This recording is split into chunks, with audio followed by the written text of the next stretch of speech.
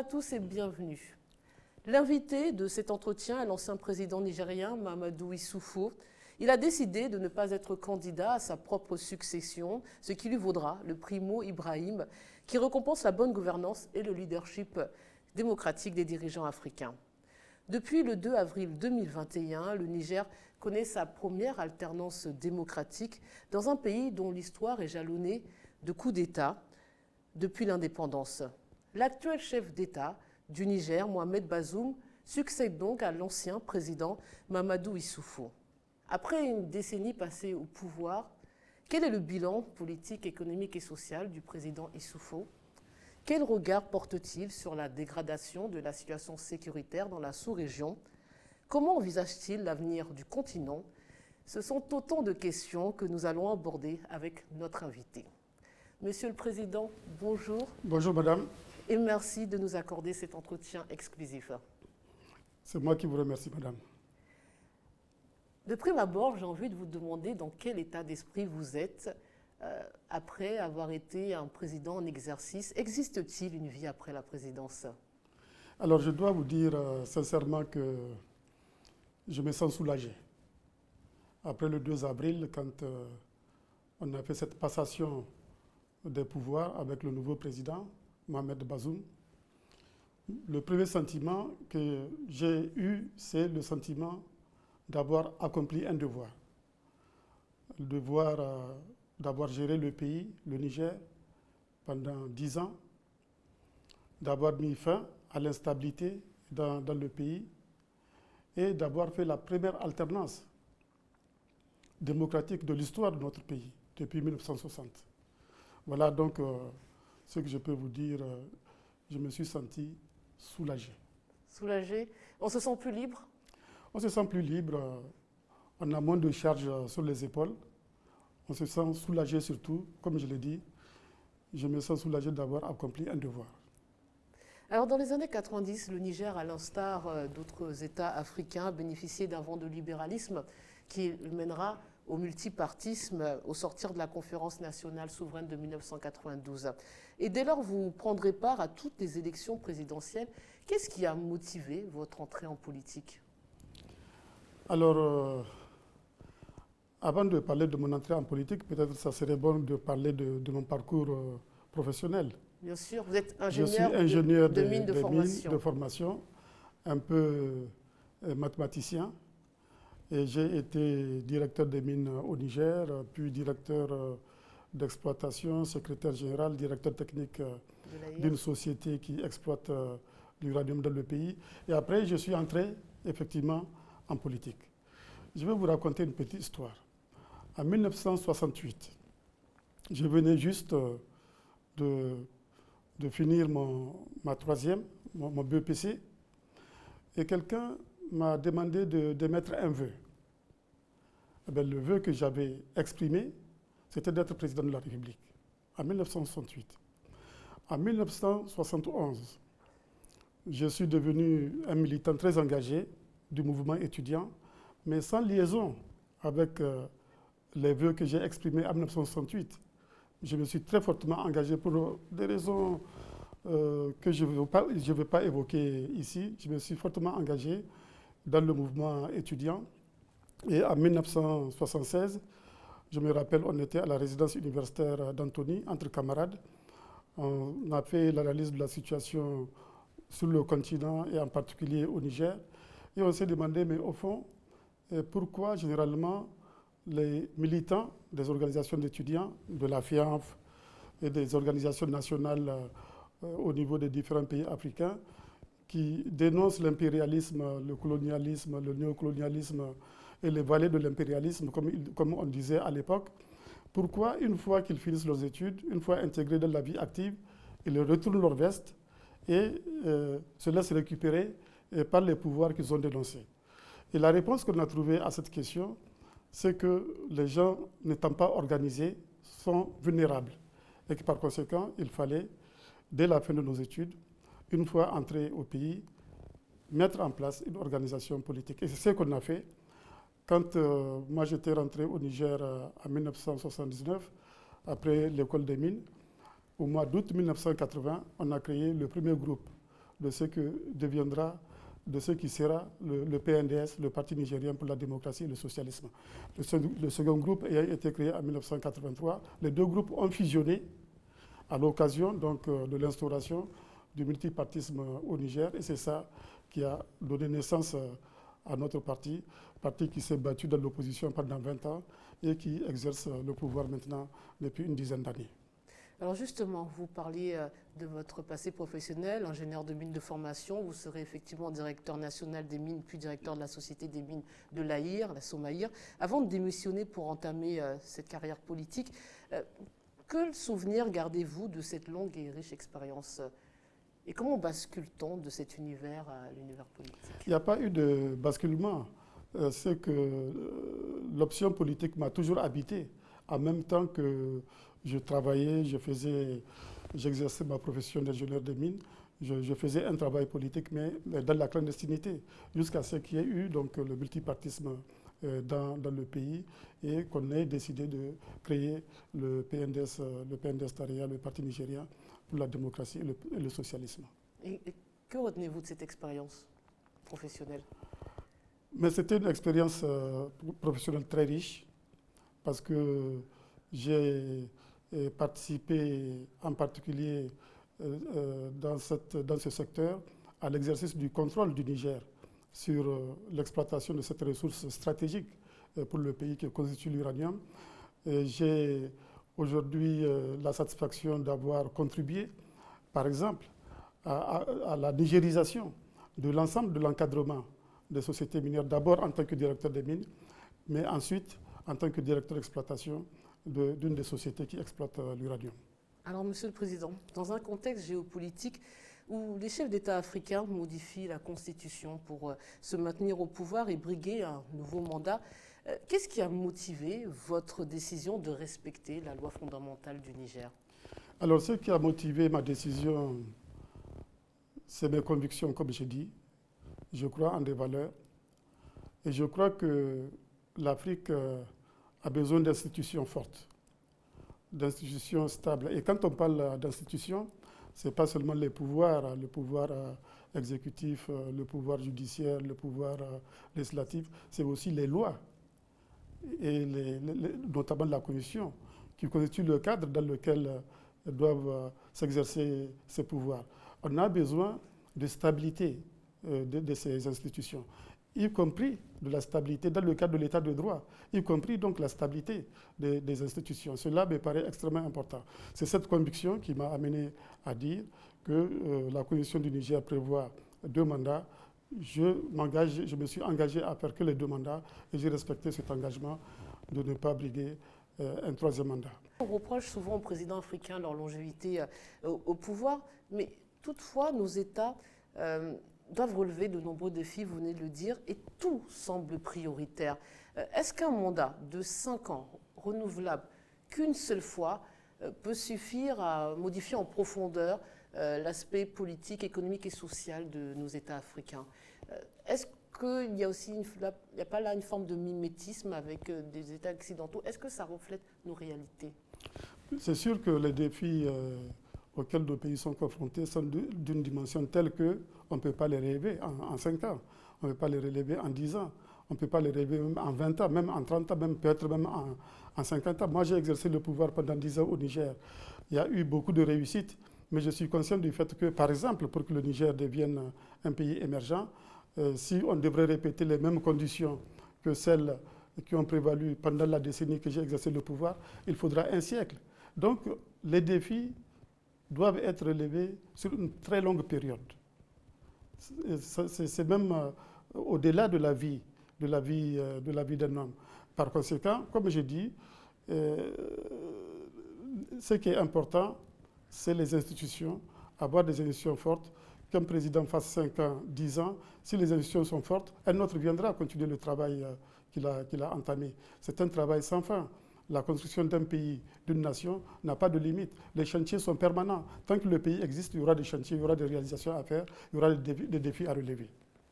Alors vous avez reçu au mois de mars de cette année le prix Mou Ibrahim qui récompense la bonne gouvernance et le leadership démocratique des dirigeants africains. Comment avez-vous accueilli cette distinction et Qu'est-ce que cela symbolise pour vous? Alors, je considère que cette distinction, c'est la reconnaissance d'un bilan, de mon bilan, pendant les 10 ans d'exercice de pouvoir au Niger. Et comme vous le savez, à côté du prix Mo Ibrahim, il y a ce qu'on appelle l'indice Mo Ibrahim sur la bonne gouvernance en Afrique, qui porte sur la sécurité et l'état de droit, qui porte sur la participation et les droits de l'homme, qui porte sur les opportunités économiques durables et qui porte également sur le développement humain. Et sur toutes ces questions-là, j'ai eu à travailler pendant 10 ans. Et je pense que c'est le résultat de ce travail-là qui a été sanctionné par ce prix Mo Ibrahim. Et je remercie les membres du comité du prix de m'avoir distingué. Et je remercie également Mo Ibrahim pour avoir d'abord, au-delà du prix qu'il m'a donné, mis en place cet indice et décidé d'accompagner la bonne gouvernance dont le continent a tant besoin. J'aimerais revenir sur cet indice. Lors de notre dernier passage dans le cadre des élections du Niger, un sociologue nous disait que régulièrement, quand on lui faisait comprendre que le Niger était souvent en queue de peloton dans les classements internationaux, il nous disait que ces classements ne tenaient pas compte des réalités des États africains, déjà la superficie qui rendait difficile la mise en œuvre de différents plans d'action de l'État. Est-ce que vous trouvez que les organisations internationales n'ont pas les outils qu'il faut pour bien noter nos États? Je crois que les organisations internationales ont les outils qu'il faut, même si ces outils méritent d'être améliorés. Je vois que vous faites allusion à l'indice du développement humain qui intègre un certain nombre de paramètres. D'abord le PIB par habitant pour chaque pays, l'espérance de vie et le niveau d'éducation dans le pays. C'est vrai, dans le cas du Niger, on a été par le passé très mal classé. Non pas parce que le PIB par habitant est faible. On dévance beaucoup de pays du point de vue de la richesse créée par habitant. On dévance beaucoup de pays du point de vue de l'espérance de vie. Mais ce qui nous tire vers le bas, c'est le niveau d'éducation. Et ça, c'est un peu, quelque part, c'est pas pour m'excuser, mais c'est aussi l'héritage colonial. Parce que le Niger, à la différence de la Côte d'Ivoire, est arrivé à l'indépendance avec un taux de scolarisation de 3%. Alors qu'en Côte d'Ivoire, peut-être, il était de 20% ou de 30%, et même 40-50% dans d'autres pays africains. Cela tire le classement du Niger vers le bas. Mais dans tous les cas, on est en train d'en sortir. Le Niger ne sera plus classé tel qu'il a été par le passé. Nous avons fait beaucoup de progrès dans le secteur de l'éducation. Et Inch'Allah, les années à venir vont démontrer que les résultats sont là et que le Niger a fait des progrès dans le domaine de l'IDH. Justement, vous avez été président de la République du Niger d'avril 2011 à avril 2021. Quel est l'acte ou le fait politique qui finalement vous procure le plus de satisfaction, dont vous êtes le plus fier? Alors l'acte dont je suis le plus fier, c'est l'alternance. L'alternance qui a été faite le 2 avril, qui est un acte historique, qui prouve que le Niger est sur la bonne voie, qui prouve que le Niger a des institutions capables de faire l'alternance. C'est extrêmement important pour notre pays. Je suis très fier de ça, d'autant plus fier que cet acte fait partie d'une promesse que j'ai faite au peuple nigérien. Il y a d'autres promesses que j'ai eu à faire, peut-être qu'on parlera du bilan, mais l'acte dont je suis le plus fier, c'est d'avoir réalisé cette alternance, d'avoir montré, d'avoir donné une leçon de modernisation politique, d'avoir détribalisé la politique, parce que le président qui a été élu, et il est d'une minorité qui représente 0,2% de la population, mais les Nigériens, en allant au vote, n'ont pas vu son origine communautaire ou son origine ethnique. Ils ont vu les valeurs dont il est porteur, le projet qu'il porte pour le Niger. Et c'est pour ce projet-là qu'ils ont voté. Et ça n'a pas de prix. Le fait d'avoir modernisé la politique au Niger, d'avoir détribalisé la politique au Niger, parce que la politique dans beaucoup de pays africains s'est fait malheureusement sur des bases tribales. Et le Niger donc a un modèle à offrir aux autres pays africains. Ce modèle, c'est faire la politique sur la base des valeurs, c'est détribaliser la politique, c'est moderniser la politique. Et à contrario, est-ce que vous avez des regrets après 10 ans passés au pouvoir Est-ce que vous avez des regrets dans des décisions, des actes posés pendant cette gouvernance? On peut toujours avoir quelques regrets. Desquels? Pendant 10 ans, c'est sûr que j'aurais voulu faire davantage, mais les conditions ne m'ont pas permis de faire davantage. Je ne vais pas vous dire lesquels, mais il y a certainement des regrets. J'aurais voulu, par exemple, faire un taux de croissance de 10%, 12% au lieu de 6%. J'aurais voulu faire tellement d'autres choses. Donc forcément, aucune œuvre humaine n'est parfaite. Et donc nécessairement, il y a toujours des regrets parce qu'il y a toujours des insuffisances. Quel est le bilan que vous faites de votre gouvernance après une décennie? J'ai eu un programme, le programme de Renaissance, sur la base duquel j'ai été élu en 2011. Ce programme avait un certain nombre d'orientations et qui portaient sur, bien sûr, premièrement, la sécurité, assurer la sécurité des personnes et des biens au Niger, qui portait sur la consolidation des institutions démocratiques dans le pays, sur la réalisation des infrastructures. Le Niger est un pays très vaste, infrastructures routières, ferroviaires, énergétiques, de télécommunications, infrastructures urbaines également, qui portait aussi sur ce qu'on appelle Initiative 3N. L'initiative 3N, c'est les Nigériens nourrissent les Nigériens. Nous sommes un pays sahélien soumis à des cycles de sécheresse qui se transforment en famine. Il fallait mettre fin à ce cycle infernal de sécheresse qui se transforme en famine. Ensuite, il y a le capital humain, l'éducation, la santé, l'accès à l'eau pour les populations. Et enfin, une autre promesse qui a été faite, c'est la création d'emplois pour les jeunes. Alors, après 10 ans, je pense avoir globalement tenu mes promesses, parce que malgré les défis sécuritaires, défis démographiques, défis climatiques, on a fait quand même un taux de croissance économique moyen annuel de 6%. Et ce taux aurait été même de 7% s'il n'y avait pas eu la pandémie de la Covid-19. On a fait le programme de Renaissance sur la base d'une prévision de croissance de 7%. On a réalisé 6%, vous voyez bien, il n'y a pas beaucoup d'écart entre les prévisions et les réalisations. Et cette croissance a été inclusive. Cette croissance a permis de réduire la pauvreté au Niger. Cette croissance a permis de renforcer la classe moyenne au Niger. Nous avons réduit la pauvreté de près de 10 points en 10 ans, et surtout en milieu rural, et surtout au niveau des femmes, parce que la pauvreté au Niger est non seulement rurale, mais féminine. Et donc on a bien ciblé ces objectifs-là, réduction de la pauvreté en milieu rural, réduction de la pauvreté féminine, et on a pu obtenir effectivement des résultats. Et ensuite, dans tous les secteurs que j'ai évoqués, il y a eu des transformations incroyables dans le pays, au niveau des infrastructures. Vous voyez la ville de Niamey, par exemple, je ne sais pas si vous connaissez Niamey avant. Niamey s'est totalement transformé. À l'image de la ville de Niamey, c'est l'ensemble du pays qui s'est effectivement transformé. Et on a obtenu des résultats importants dans tous les secteurs que j'ai évoqués, parce que c'est cela d'ailleurs qui se traduit par la croissance de 6% que nous avons obtenue dans le pays en moyenne pendant ces 10 dernières années.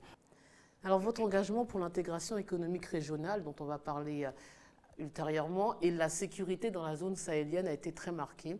Je peux vous citer notamment la crise malienne, où vous avez engagé des troupes et plaidé auprès de vos pairs de la sous-région et de la région, ainsi que de la France et des Nations Unies pour la constitution de la MINUSMA, qui est la mission intégrée des Nations Unies pour la stabilisation du Mali.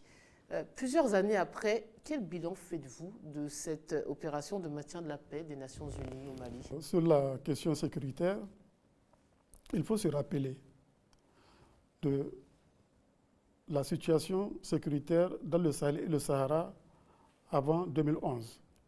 Avant 2011, nous avions déjà l'AQMI qui était présente l'AQMI, c'est Al-Qaïda au Maghreb islamique, qui était présente dans le Sahara. Il y a eu 2011, la crise libyenne, la chute de Kadhafi. En 2012, début 2012, des Maliens qui résidaient en Libye, qui étaient dans l'armée de Kadhafi, sont entrés au Mali, sont revenus au Mali avec des armes, un arsenal incroyable. Ils ont déclenché une rébellion. Cette rébellion est entrée en alliance avec les organisations terroristes. Et en 2013, ces forces terroristes et centrifuges ont déclenché une offensive contre le gouvernement malien.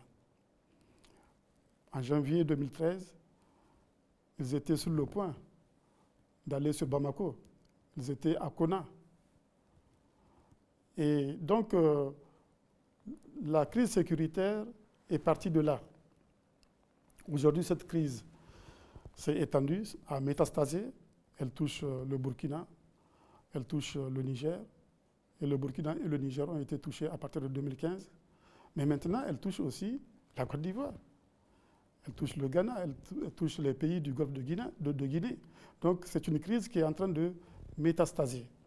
Pour faire face à cette crise, en ce qui concerne le Niger, nous avons fait beaucoup pour renforcer les capacités opérationnelles et de renseignement de nos forces de défense et de sécurité. Les gens ne le savent pas, mais le Niger a la 3e armée de la CEDEAO. La 3e armée, après celle du Nigeria et du Ghana, c'est celle du Niger, parce que nous avons beaucoup recruté, nous avons beaucoup formé les effectifs militaires, nous avons beaucoup entraîné, nous avons beaucoup équipé pour faire face à la situation sécuritaire.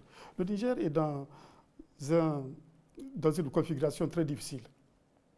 Nous sommes confrontés au terrorisme sur la frontière avec le Mali, sur la frontière avec le Burkina, sur la frontière avec les frontières, je dirais, avec les pays du bassin du lac Tchad, mais aussi nous avons la frontière libyenne, en Libye où il n'y a pas d'État, en Libye où il y a le chaos, malheureusement. Et ce chaos libyen a amplifié, malheureusement, les menaces sécuritaires, les menaces des organisations terroristes et les menaces des organisations criminelles, qu'il ne faut pas oublier, de trafic de drogue, etc., qui pèsent sur nos États. Donc, face à la situation, nous avons investi beaucoup de ressources. Le Niger a investi près de 17% en moyenne de ses ressources budgétaires dans la sécurité. Mais nous étions déjà, après analyse, convaincus que cela ne suffira pas. Et c'est pour cela que nous avons envisagé de mutualiser nos capacités au niveau du G5 Sahel, ce qu'on a appelé le G5, le G5 Sahel. On reviendra peut-être là-dessus tout à l'heure. Pour rester sur la MINUSMA. Alors, en 2012, quand il y a eu ce déclenchement des hostilités au Mali, il y a eu, dans un premier temps, une mission internationale pour la stabilisation du Mali, sous autorité de l'Union africaine.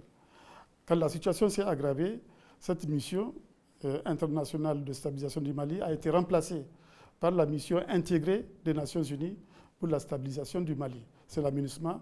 Et le sens de votre question, c'est quel est le bilan de la MINUSMA? Je pense que le bilan de la MINUSMA est très mitigé. Pourquoi? Il est mitigé parce que, au fond, la MINUSMA a pour mission de maintenir la paix au Mali. Mais le problème, c'est qu'on s'est trompé d'objectif. Il ne s'agit pas de maintenir la paix au Mali. Il s'agit d'imposer la paix au Mali. Il s'agit de faire la guerre. Et moi, je suis convaincu qu'il n'y aura pas de paix au Mali sans victoire contre le terrorisme. C'est sur la lutte contre le terrorisme qu'il faut mettre l'accent.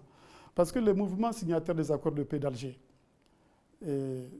beaucoup d'entre eux étaient avec les terroristes pendant la lutte que les organisations terroristes et centrifuges ont lancée contre le gouvernement malien en 2012.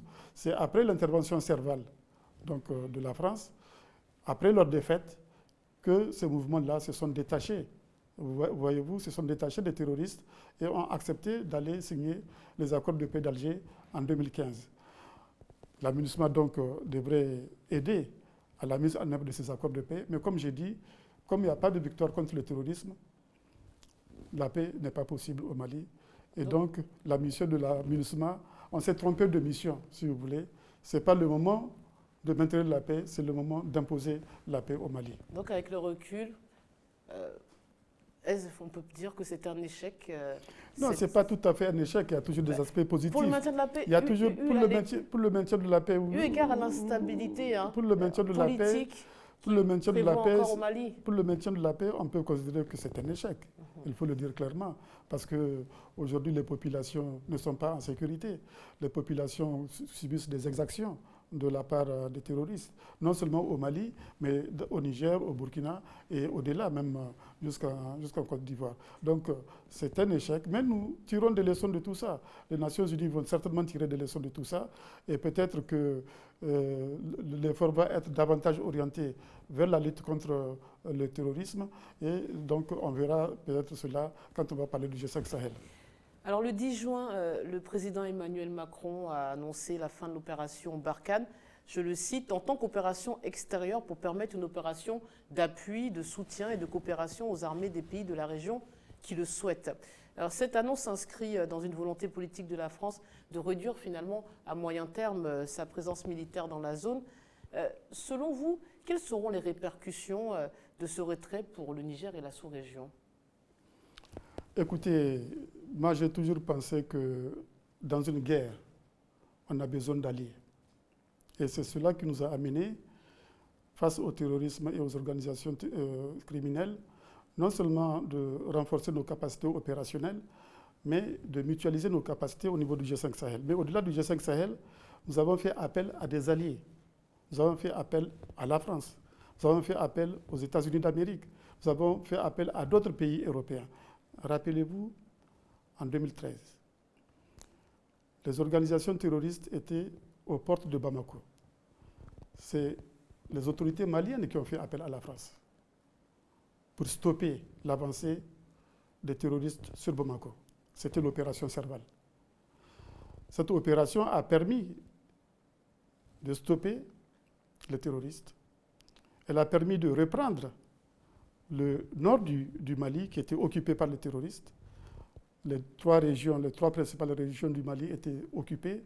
Gao était occupé par les terroristes. Tombouctou était occupé par les terroristes. Kidal également. Donc cette opération Serval a permis de libérer le nord du Mali. Ou du moins ces trois capitales régionales, Gao, Tombouctou et Kidal. Puis en 2014, il y a eu un affrontement entre l'armée malienne et les forces terroristes à Kidal, où affrontement au cours duquel l'armée malienne a été vaincue. Et c'est à partir de ça que l'opération Serval a été transformée en opération Barkhane. Maintenant, ça fait 2014 à aujourd'hui, ça fait 6-7 ans. Effectivement, c'est le moment de faire le bilan. Et le président français a fait ce bilan-là, a estimé qu'il faut changer de format. La France ne quitte pas le Sahel.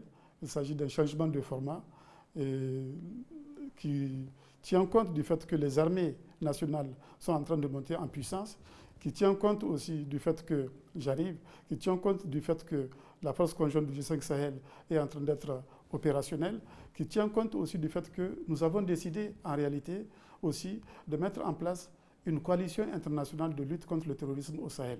Donc il y aura d'autres forces qui vont venir, ce qui permettrait de soulager un peu la France. Mais est-ce que si ce n'est pas une manière pour la France de démontrer qu'elle ne peut pas faire le travail à la place des Africains eux-mêmes et obliger nos chefs d'État à prendre leurs responsabilités? Non, les chefs d'État prennent déjà leurs responsabilités. Mais il faut dire que la menace est intervenue à un moment où on n'était pas tout à fait prêt pour faire face à la situation. C'est une longue histoire. C'est une longue histoire, l'histoire de nos forces de défense et de sécurité, l'histoire de nos armées, pourquoi elles ne sont pas capables d'assurer la défense des territoires, d'assurer l'intégrité des territoires. Rappelez-vous, il y a eu quand même, dans les années 80, dans les années 90, des programmes d'ajustement structurel. Ces programmes-là imposaient que les États ne devraient pas investir dans la sécurité, investir dans les forces de défense et de sécurité. Aujourd'hui, on paye le prix de cette politique parce que les crises sécuritaires sont intervenues à un moment où les armées étaient dans un état extrêmement catastrophique. Pendant 10 ans, et c'est pour cela que pour le cas du Niger, je me suis efforcé de reconstruire l'armée. Je me suis efforcé d'accroître les effectifs. Si je vous dis quels étaient les effectifs de l'armée nigérienne en 2011, vous serez surprise. Mais pour des raisons confidentielles, je ne peux pas vous le dire. On a dû doubler ces effectifs. On a dû former, entraîner, équiper, investir 17% des ressources budgétaires dans la sécurité, mais cela n'est pas suffisant. Il faut continuer ces efforts-là pendant des années et des années pour créer les conditions pour le Niger de pouvoir faire face à sa propre défense. Et c'est valable pour les autres pays africains. Mais justement, vous êtes en train de nous dire quelque part que les États africains ne sont pas en capacité de lutter seuls contre le terrorisme, eu égard à leurs armées mais absolument. qui ne sont pas... C'est ce que je suis en train de dire.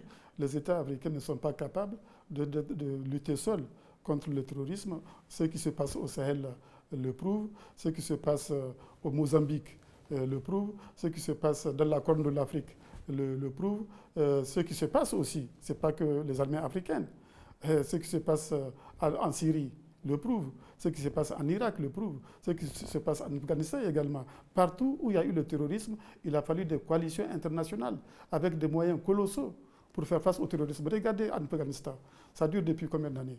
Ça dure depuis plus de 20 ans. Et pourtant, la coalition qui a été mise en place en Afghanistan n'a rien à voir avec les coalitions qui existent ici au Sahel. Et jusqu'ici, l'Afghanistan, ça dure. C'est des milliards et des milliards de dollars qui ont été investis en Afghanistan pour lutter contre le terrorisme.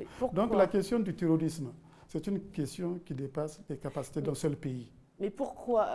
Parce que c'est une guerre asymétrique, il y a une difficulté particulière à lutter contre le terrorisme? C'est une guerre effectivement asymétrique, où l'ennemi fuit, où l'ennemi ne fait pas des attaques classiques, comme c'est le cas des armées régulières. C'est des gens qui attaquent, qui s'évanouissent. C'est une guerre au sein des populations. Et donc on est obligé de faire très très attention. Si on ne fait pas attention, on peut même commettre des exactions contre les populations, puisque les gens attaquent, se fondent après, déposent leurs armes et se fondent dans les populations. C'est pour cela que c'est un ennemi très difficile à saisir. Et donc ça peut durer longtemps. Ce n'est pas forcément que le rapport de force militaire en termes d'effectifs, en termes d'équipement qui compte. Il y a beaucoup de facteurs qui interviennent dans cette guerre. Et c'est pour cela que nous avons décidé non seulement de continuer de la montée en puissance de nos forces de défense et de sécurité, mais aussi nous avons décidé de mutualiser nos capacités avec le G5 Sahel et nous avons décidé de faire appel à d'autres alliés pour nous aider dans la lutte contre ce terrorisme parce qu'il s'agit d'un bien public mondial, la sécurité. C'est un bien public mondial et le combat que nous menons ici dans le Sahel, nous le menons pas seulement pour nos pays, nous le menons pour le monde dans son intégralité. Justement, restons sur le G5 Sahel, qui est donc ce cadre institutionnel créé donc, avec les 5 États, à savoir la Mauritanie, le Mali, le Burkina Faso, le Niger et le Tchad. On se demande dès l'origine quelle est la pertinence de cette initiative qui repose sur 5 États déjà fragilisés et dont finalement la délimitation géographique ne semble pas tenir compte de l'aspect tentaculaire du terrorisme. Quel est, encore une fois, comment comprendre ce choix stratégique dès l'origine?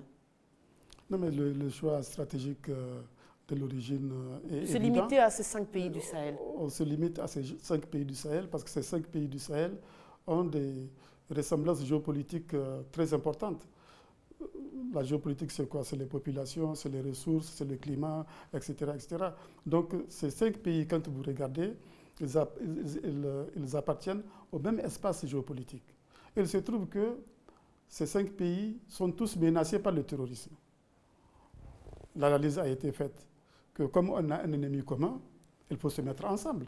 C'est la logique même. Il faut se mettre ensemble pour combattre cet ennemi commun. C'est ainsi que nous avons décidé de mettre en commun nos moyens au niveau des 5 pays, la Mauritanie, le Mali, le Burkina, le Niger et le Tchad. Mais nous aurons pu aussi envisager de mettre d'autres pays.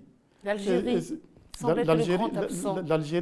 L'Algérie avec laquelle nous avions déjà une structure qui est basée à Tamaracet, qui comprend 4 pays, l'Algérie, la Mauritanie, le Niger et le Mali.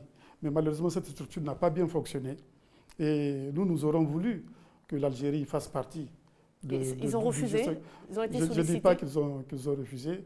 De toute façon, je pense que cela n'est pas à exclure dans l'avenir que l'Algérie joue un rôle plus actif dans la lutte contre le terrorisme au Sahel. Elle joue déjà un rôle important dans la lutte contre le terrorisme en Algérie même. Oui. Donc, il n'est pas exclu que l'Algérie, et d'ailleurs, sous des formes diverses, l'Algérie aide nos pays. Par exemple, pour le cas particulier du Niger, l'Algérie a fait de la formation, l'Algérie a équipé nos forces. Donc, il y a eu des choses qui ne sont pas très visibles, qui ont été faites par l'Algérie, certainement au Mali également, après ce que je viens de dire sur le cas du Niger. Mais au-delà de l'Algérie, notre objectif, c'est de mettre en place, comme je dis, cette coalition internationale de lutte contre le terrorisme au Sahel, qui comprend non seulement le G5 Sahel, avec la force conjointe du G5 Sahel, mais les Européens avec l'opération Takuba, les Français avec l'opération Barkhane, les Américains également. Mais aussi, nous souhaitons que les autres pays de la CEDEAO s'intéressent davantage. Et d'ailleurs, la CEDEAO a pris une position très forte par rapport à cela. J'étais président en exercice de la CEDEAO quand on a fait cette réunion sur le terrorisme à Ouagadougou. La CEDEAO a décidé de soutenir financièrement le combat de nos États contre le terrorisme dans le Sahel, mais il est prévu également la mobilisation de la force en attente de la CEDEAO. Tout ça, ça fait partie des perspectives. Et au-delà de la CEDEAO, il y a l'Union africaine qui a promis un contingent de 3000 hommes. Cela est en cours de préparation également. Parce que justement, on a l'impression, certains disent que la création du G5 Sahel a empêché, freiné, voire court-circuité des initiatives de la CEDEAO. Et on se demande aussi si le retrait progressif de la France n'est pas une opportunité pour mettre en place ce commandement intégré de la CEDEAO. Non, je ne pense pas que la mise en place du G5 Sahel ait court-circuité des initiatives de la CEDEAO. C'est des choses qui sont compatibles. Le fait qu'on ait une organisation à 5, parce qu'on a des préoccupations communes, parce que nous sommes les pays du front, etc., n'exclut pas effectivement de travailler avec les autres pays qui sont hors G5 Sahel, et notamment les pays membres de la CEDEAO. Et les choses ne se font pas en un jour. On a commencé par le G5 Sahel, maintenant on peut étendre ça à la CEDEAO, on peut aller au-delà, étendre ça à l'Union africaine. C'est la démarche qui est actuellement en cours. Alors, selon les Nations Unies, les activités de la force conjointe du G5 Sahel sont loin d'être satisfaisantes puisque juste 75% de la capacité opérationnelle prévue est déployée, principalement pour des raisons financières. Le budget nécessaire à cette force est estimé à 400 millions d'euros, une somme encore jamais réunie. L'avenir du G5 Sahel est-il compromis? L'avenir du G5 Sahel n'est pas compromis. Le G5 Sahel progresse. Les forces nationales, comme je l'ai dit, sont en train de monter en puissance. La force conjointe aussi est devenue vraiment opérationnelle. C'est vrai qu'elle n'a pas un financement pérenne pour l'instant, et c'est le combat que nous sommes en train de mener pour que cette force conjointe ait un financement prévisible, un financement pérenne, parce que cette guerre-là contre le terrorisme peut durer des années. Et nous avons fait beaucoup de plaidoyer au niveau des Nations Unies pour le financement de cette force, pour que cette force soit placée sous le chapitre 7 de la Charte des Nations Unies. Même si on n'a pas le chapitre 7, ce que ça changerait, c'est qu'on aura des financements des Nations Unies. Au niveau multilatéral, les Nations Unies vont financer la force. Ça ne sera plus les États du G5 Sahel qui vont financer la force, parce que pour l'instant, c'est les États du G5 Sahel qui financent la force, mais on a des soutiens de l'Union européenne dans le financement. L'Union européenne a beaucoup financé. La CEDEAO aussi a donné des ressources financières pour les pays du G5 Sahel. Mais tout cela n'est pas pérenne. Et c'est pour cela que nous faisons le plaidoyer au niveau des Nations Unies pour assurer à la force conjointe un financement pérenne. On a même proposé que cela se fasse sur le modèle de l'AMISOM, la mission des Nations Unies pour la Somalie, qui est financée sur les cotisations statutaires des Nations Unies. Et je pense qu'on est en train de progresser vers cette solution. Alors, le président tchadien Idriss Déby est décédé le 19 avril dernier. Quelles seront finalement les conséquences de sa mort sur le Niger et la sous-région et le G5 Sahel? Alors, la disparition du président Déby, le maréchal Déby, est une tragédie, non seulement pour le Tchad, mais pour toute la région et pour toute l'Afrique. C'est sûr que cela peut avoir des conséquences Et c'est pour cela que nous avons tous décidé de soutenir le Tchad. Nous avons décidé de soutenir la transition qui est mise en place au Tchad. Et on espère que la disparition de Déby ne va pas déstabiliser ce pays frère. Si jamais le Tchad devrait être déstabilisé, si jamais le Tchad devrait être victime d'un chaos comme en Libye, ça va être extrêmement catastrophique pour l'ensemble de la région au plan sécuritaire. Déjà, le Tchad joue un rôle très important dans la lutte contre le terrorisme. Non seulement dans le Sahel, mais aussi dans le bassin du lac Tchad, où on confronte, on affronte Boko Haram. Là, au niveau de la commission du bassin du lac Tchad, les 4 pays du bassin, le Tchad, le Cameroun, le Nigeria et le Niger, les gens n'en parlent pas beaucoup. On parle moins que pour le cas du Sahel, mais il y a une guerre qui est en cours contre Boko Haram menée par ces 4 pays-là. Donc le Tchad est sur beaucoup de fronts. Le Tchad est un maillon essentiel dans notre lutte contre le terrorisme. C'est pour cela que nous ne souhaitons pas que ce pays soit déstabilisé et que la mort du président Déby entraîne une telle déstabilisation. Mais c'est pour des raisons sécuritaires que finalement, presque tous les chefs d'État, notamment la France et d'autres, ont adoubé, on va dire entériné, la succession particulière d'Idriss Déby. C'est pour ces raisons sécuritaires? Je pense qu'il y a certainement les raisons sécuritaires. Il doit y avoir d'autres raisons peut-être que je ne connais pas, mais les raisons sécuritaires sont extrêmement importantes. La stabilité du Tchad est extrêmement importante pour la stabilité de la région. Et cela a dû peser dans l'appréciation de la situation après la disparition du maréchal Déby. On va s'intéresser à l'intégration régionale qui, là aussi, que vous avez porté à bras-le-corps. Le projet d'une zone libre d'échange continentale africaine, la ZLECA, a été initié en 2012 lors de la 18e session ordinaire de la conférence de l'Union africaine. Et on compte plus d'une dizaine d'organisations régionales d'intégration économique sur le continent. Monsieur le Président, à quoi répond la création de la zone libre de libre-échange continentale africaine, la ZLECA? Bien, avant de répondre à votre question, je voudrais insister sur un aspect, sur la question des institutions. Oui. On vient de parler de la tragédie tchadienne. Cela montre qu'il faut éviter que le sort d'un pays dépende d'un seul homme. Vous voyez, quand le président Déby est mort, de manière tragique, on était tous dans la panique. On se demandait ce qu'allait devenir le Tchad. On se demandait si le Tchad ne va pas être déstabilisé. Vous voyez l'importance des institutions.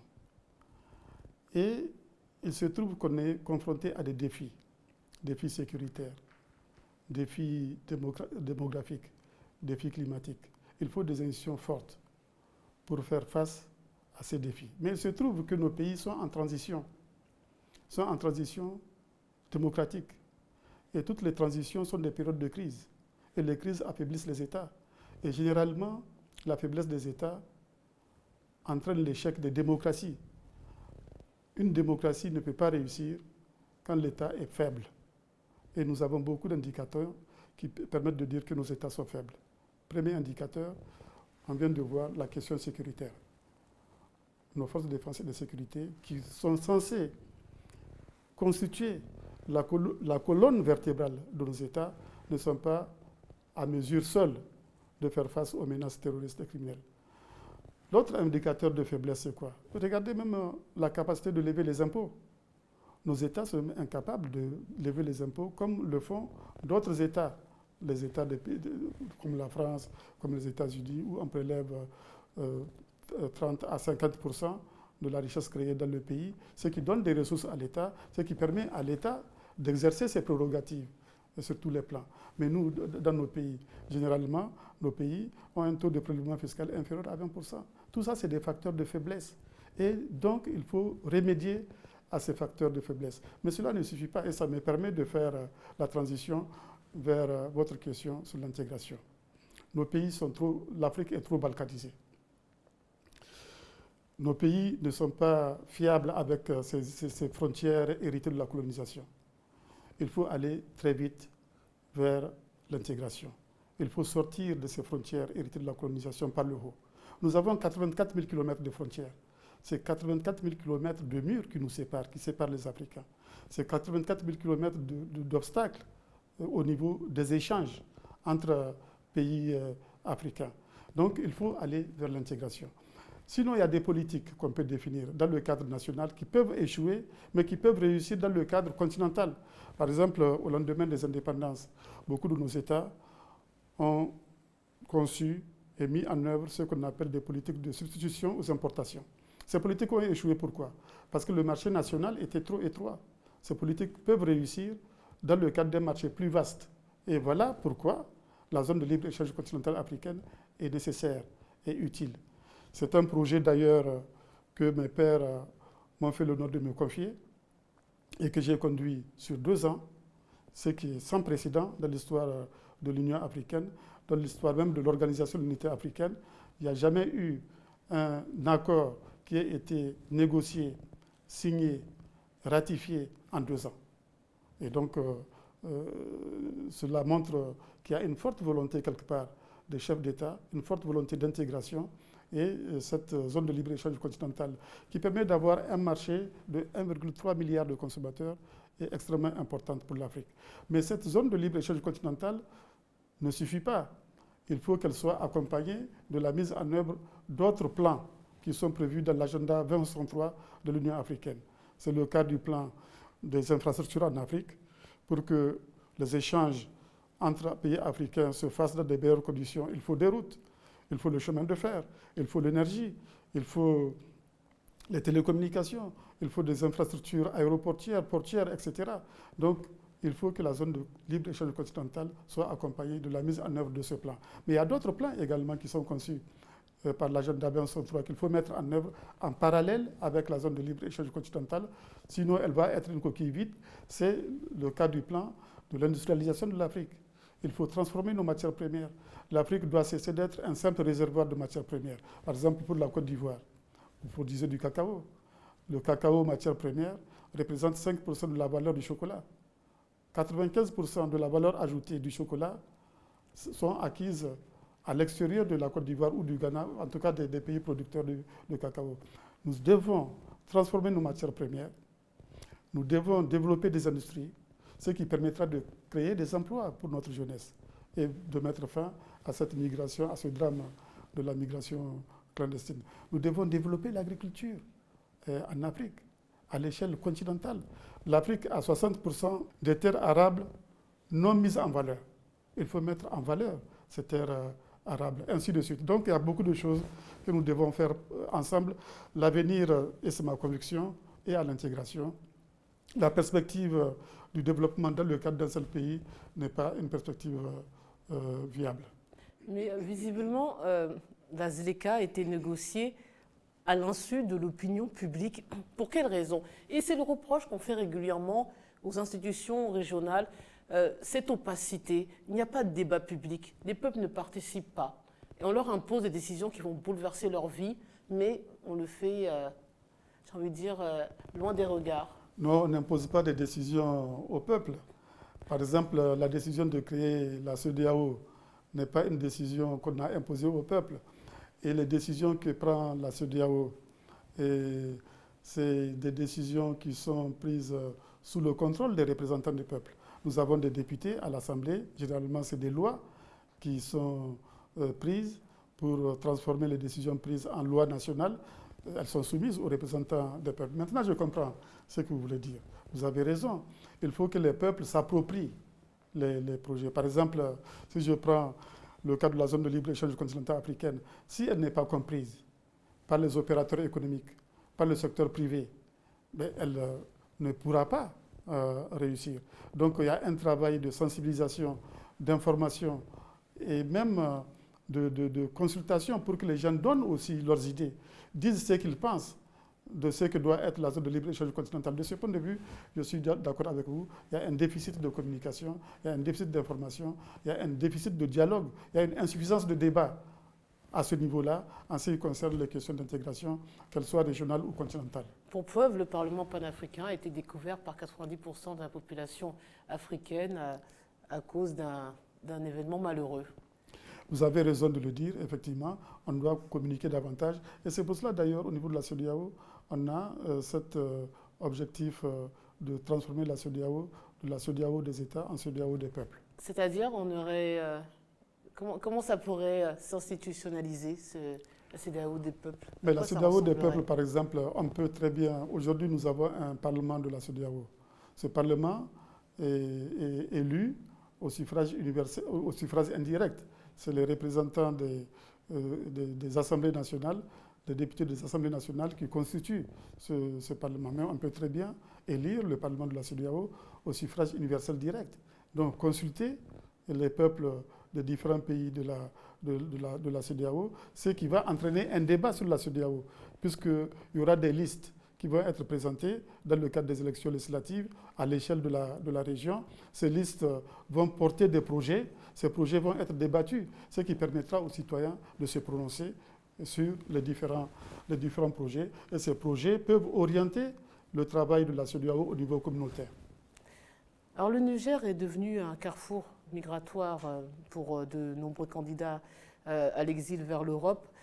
L'instabilité politique qui prévaut en Libye depuis l'assassinat de Muammar Kadhafi a-t-elle amplifié ce phénomène? Non, ça n'a pas amplifié le phénomène, puisque le Niger, c'est vrai, est un pays de transit pour la migration. Ce n'est pas un pays d'origine des migrants. C'est tous les pays, les ressortissants de tous les pays de l'Afrique de l'Ouest qui passent par le Niger, qui vont en Libye, qui traversent la Méditerranée avec tous les risques que l'on sait. Alors nous, conscients de nos devoirs, parce que nous trouvons inacceptable que des Africains aillent mourir dans le désert ou aillent mourir en Méditerranée, nous avons mis en place, nous avons conçu et mis en place un plan de lutte contre la migration clandestine. Parce qu'il s'agit de migration clandestine, pas de migration légale. La migration légale est à encourager. Mais il faut combattre la migration clandestine. Et nous avons fait des lois qui déclarent la migration clandestine comme un crime. Et donc, il fallait se battre contre cette migration pour protéger les Africains des dangers qu'ils courent sur les routes de la migration clandestine. C'est ainsi que nous avons conçu un plan en 2016 de lutte contre cette migration. Avant la mise en œuvre de ce plan, il y avait près de 150 000 Africains qui transitaient par le Niger. Aujourd'hui, il y a moins de 10 000. Donc le plan a bien fonctionné. C'est-à-dire vous les arrêtez en amont? Nous avons décidé de réprimer, parce que c'est un crime, de réprimer ceux qui s'adonnent à cette activité criminelle, ceux qui s'adonnent au trafic des migrants. On a confisqué leur matériel, leurs véhicules, on les a mis à la disposition de la justice.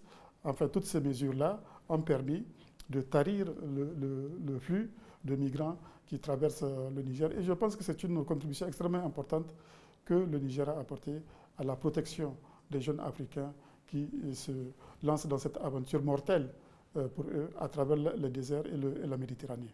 Mais quelle est la part de responsabilité des chefs d'État africains face à cette situation, puisque tous ces prétendants à l'immigration clandestine quittent leurs États parce qu'ils ne pensent pas y trouver un avenir? Oui, nous avons une part de responsabilité là-dedans. C'est à nous de les retenir. C'est à nous de créer les conditions pour qu'ils aient des emplois, ces jeunes. Parce que c'est parce qu'ils n'ont pas d'emploi qu'ils quittent leur village, qu'ils quittent leur pays, qu'ils affrontent des dangers mortels, comme je l'ai dit. Et cela me permet de revenir à l'intégration. C'est seulement à travers l'intégration, à travers la mise en œuvre des différents plans dont je viens de parler, notamment le plan d'industrialisation de l'Afrique, qu'on pourra créer les emplois qui peuvent retenir notre jeunesse en Afrique. Nous avons quelque chose de remarquable en Afrique. Nous avons un actif démographique très important. Cet actif démographique, il faut le transformer en dividende économique, en éduquant bien sûr les jeunes, en les formant, en les soignant, pour qu'on ait des citoyens compétitifs, mais en donnant des emplois à ces jeunes-là. Et on peut le faire si on mettait en œuvre l'agenda 2063 de l'Union africaine. Si on pouvait mettre en œuvre tous les plans de l'agenda, on peut créer 20 millions d'emplois par an. Aujourd'hui, il y a 12 millions de jeunes Africains qui arrivent sur le marché du travail. Donc, on peut leur donner du travail. Donc, de ce point de vue, c'est notre responsabilité, c'est la responsabilité des chefs d'État. Et les chefs d'État sont engagés dans ce travail, qui est un travail à long terme. Et j'espère que ce travail va être accéléré, déjà à la zone de libre-échange continentale africaine. Mais il faut que les autres plans de l'agenda 2063 soient mis en œuvre, et cela permettra de créer des emplois pour les jeunes et d'arrêter cette hémorragie de la population vers l'Europe. Cette force de travail que l'Afrique est en train de perdre, il faut la maintenir sur le continent. Monsieur le Président, plusieurs hommes politiques du continent sont ou ont été membres de l'Internationale socialiste. L'ancien président ivoirien Laurent Gbagbo, les chefs d'État maliens Ibrahim Boubacar Keïta, le président burkinabé Roch-Marc Christian Kaboré, le président guinéen Alpha Condé et vous, Mamadou Issoufou. Ces personnalités ne seront plus dans quelques années à la tête de leur État. Est-ce la fin de l'internationale socialiste sur le continent africain au profit du libéralisme? Il ne s'agit pas de parler en termes de fin de l'internationale socialiste en Afrique. Parce que le socialisme, c'est des valeurs. Ces valeurs n'ont pas de fin. Et c'est pour cela que moi, je suis socialiste. Je suis socialiste pourquoi? Vous savez que la question principale de l'économie politique, c'est comment organiser la production des richesses et comment répartir les richesses. C'est ça la question fondamentale. Que tous les systèmes politiques, à laquelle tous les systèmes politiques cherchent une solution. Et moi, je pense que le meilleur système politique qui répond à la question, c'est le socialisme démocratique. Parce que le socialisme démocratique met l'accent sur l'égalité et la liberté. Alors que les autres systèmes, même le communisme, parce que les gens confondent avec le communisme, le socialisme et le communisme, le socialisme démocratique, la social-démocratie et le communisme, ça n'a rien à voir. Le communisme met l'accent sur l'égalité aux dépens de la liberté. Le libéralisme auquel vous faites allusion met l'accent sur la liberté aux dépens de l'égalité. Aujourd'hui, le modèle libéral qui a dominé le monde depuis les années 80 et qui est le modèle unique depuis 90 avec l'effondrement du camp soviétique, a produit beaucoup d'inégalités au point où on est revenu au niveau d'inégalité que vivait le monde à la veille de la Première Guerre mondiale. Parce qu'entre-temps, avec la Première Guerre mondiale, la crise de 1929, la Seconde Guerre mondiale, il y a eu un développement, les inégalités se sont réduites. Mais depuis la Seconde Guerre mondiale, l'accroissement des inégalités a repris. Et aujourd'hui, on a retrouvé le niveau d'inégalité de la veille de la Première Guerre mondiale. Ça, c'est les résultats du modèle du système libéral. Nous n'avons pas besoin de ça. Ce n'est pas un système qui est porteur de paix. Ce n'est pas un système qui est porteur de sécurité. Le communisme a déjà donné la preuve de sa non-viabilité avec les dictatures, l'étouffement des libertés, etc. Et c'est pour cela que je suis convaincu que les valeurs du socialisme démocratique ont une longue vie devant elles, non seulement dans le monde, mais en Afrique. Mais, excusez-moi, Monsieur le Président, ce que vous dites est en totale contradiction avec justement cette Zéleka, qui là aussi, pour certains, c'est la mise en œuvre, c'est le cheval de Troie de l'ultralibéralisme moderne, finalement.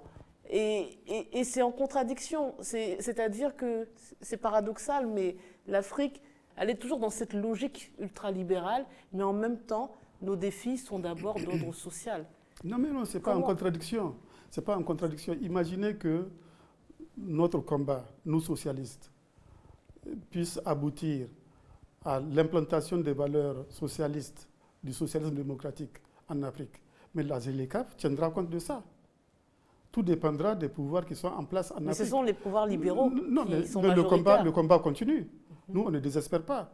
On ne désespère pas que ça sera les valeurs du socialisme qui vont l'emporter, qui vont finir par l'emporter. Pour l'instant, c'est le libéralisme qui l'emporte. Mais il ne faut pas désespérer qu'un jour, les valeurs que je défends, que nous défendons, puissent triompher. Et en ce moment-là, le contenu sera reflétera l'hégémonie de ces valeurs-là, effectivement, en Afrique. C'est pour ça que c'est une question de lutte, c'est une question de combat. Il faut agir en militant, il ne faut jamais désespérer, il ne faut jamais penser que nos idées ne vont pas triompher, quelles que soient les péripéties, quels que soient les échecs qu'on peut rencontrer, on peut se redresser, on peut tomber et puis se relever. C'est ma vision et je crois fermement en ça. Rien que l'intégration. L'intégration est une valeur de gauche. L'intégration n'est pas une valeur du libéralisme, c'est une valeur de gauche, pour nous en tout cas.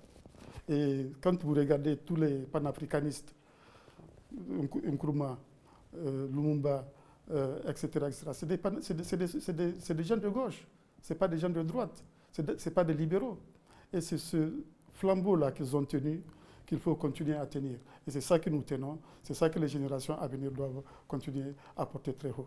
Vous avez créé une fondation qui porte votre nom, la fondation Issoufou Mamadou, dont la première assemblée générale s'est tenue samedi 12 juin dernier. Et votre slogan, c'est « Penser pour agir ». Quel est l'objet de cette fondation? Alors, le but de la fondation, c'est de promouvoir la paix. On en a besoin au Niger, dans le Sahel, dans notre région de la CEDEAO, en Afrique et dans le monde de manière générale. Promouvoir la démocratie, cela est extrêmement important. Promouvoir le panafricanisme. Voilà un premier domaine d'intervention de la Fondation. Mais aussi, nous envisageons au niveau de la Fondation de développer, de promouvoir le capital humain et de promouvoir le climat.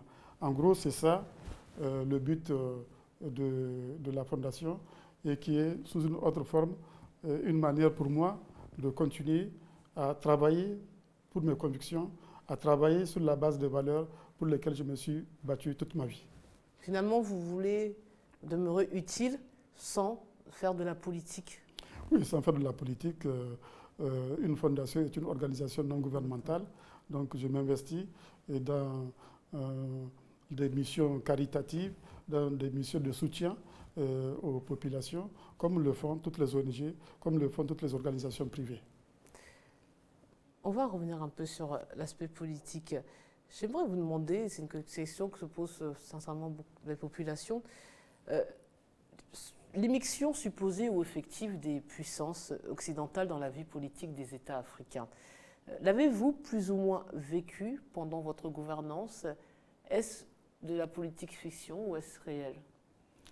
Écoutez, les relations internationales, c'est-à-dire les relations entre États, c'est des relations de rapport de force. Il faut être conscient de ça. Et les relations entre États, c'est les intérêts. Le moteur, le ressort de la politique des États au plan international, c'est leurs intérêts. Et donc forcément, chaque puissance va chercher à influencer, à avoir le maximum d'influence. Même l'aide publique au développement est un instrument d'influence entre les mains de ceux qui aident. Donc il ne faut pas s'étonner à ce que chaque État cherche à avoir le maximum d'influence possible au plan international. Que ce soit les autres ou même nous. Même nous, on doit avoir cette ambition d'influer sur... Mais est-ce que nous, on a la capacité de nos ambitions? D'influer sur le sort de la planète, d'influer sur la gouvernance mondiale, qui n'est pas démocratique d'ailleurs. Et donc nous devons, c'est aussi un autre domaine dans lequel il faut se battre pour peser, pour créer un rapport de force afin d'améliorer la gouvernance politique d'abord mondiale et d'améliorer la gouvernance économique mondiale. Aujourd'hui, on nous reproche de ne pas faire la démocratie en Afrique. Mais la gouvernance politique mondiale n'est pas démocratique. Regardez ce qui s'est passé en Libye.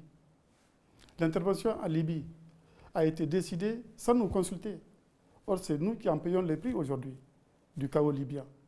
Quand la communauté internationale a décidé d'intervenir en Libye, je n'ai pas été consulté. J'ai appris cela à la radio. Donc, ce n'est pas démocratique. Nous devons nous battre pour influer davantage sur la gouvernance mondiale. C'est ce que fait chaque État. Nous devrons le faire également. Il faut que les Africains soient conscients de ça. On assiste, Monsieur le Président, de plus en plus à des manifestations contre la France en Afrique francophone. L'opinion publique exprime un ressentiment envers l'ancienne colonie, un sentiment que ne semble pas partager les responsables politiques. Quelle est finalement votre opinion à ce propos? Que se passe-t-il? Alors moi, mon opinion sur ce propos, je vais l'exprimer en prenant l'exemple de la sécurité. Beaucoup de gens, certaines personnes qui sont fort minoritaires, il faut le dire, en tout cas pour le cas du Niger, demandent le départ de ce qu'ils appellent les forces étrangères.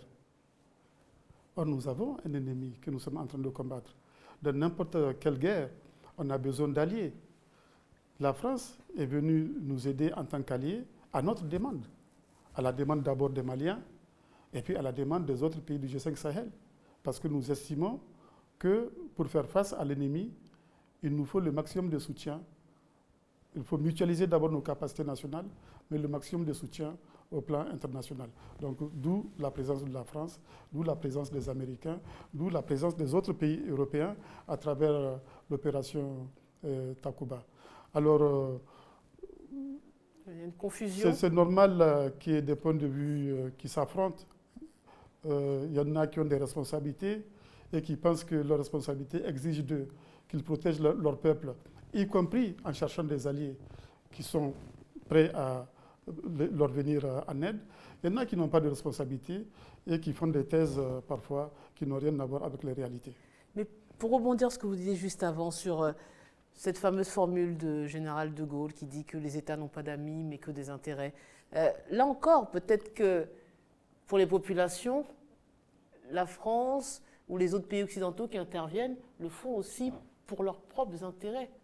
Oui, mais c'est normal que chacun fasse ça pour ses propres intérêts. C'est à nous de défendre nos intérêts. C'est ce que je disais tout à l'heure.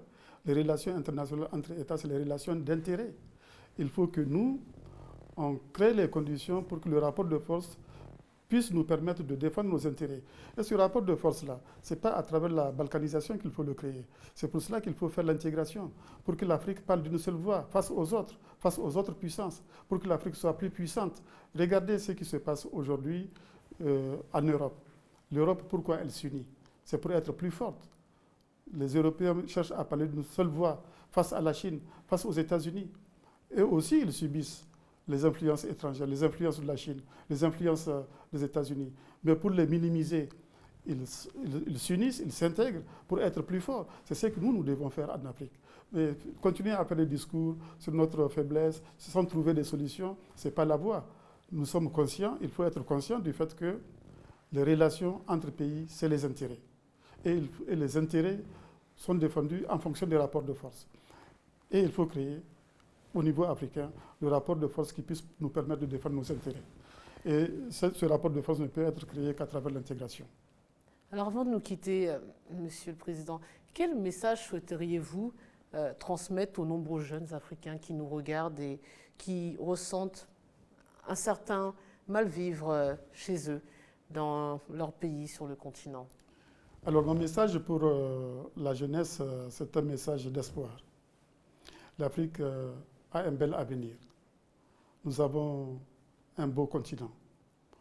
Le message, c'est que la jeunesse apprenne, puisse saisir toutes les opportunités pour s'éduquer, pour se former et posséder des valeurs, contribuer au combat d'émergence de notre continent, au combat d'émergence de l'Afrique. Et c'est ce message-là que je transmets, que je voudrais faire parvenir à la jeunesse africaine. Moi, je suis un socialiste, je suis partisan du socialisme démocratique. Je souhaite aussi que le maximum de jeunes se penchent sur cette question des valeurs et de préférence se battent pour le triomphe des valeurs du socialisme démocratique, des valeurs d'égalité, des valeurs de liberté, des valeurs de solidarité, des valeurs de justice sociale, des valeurs de tolérance.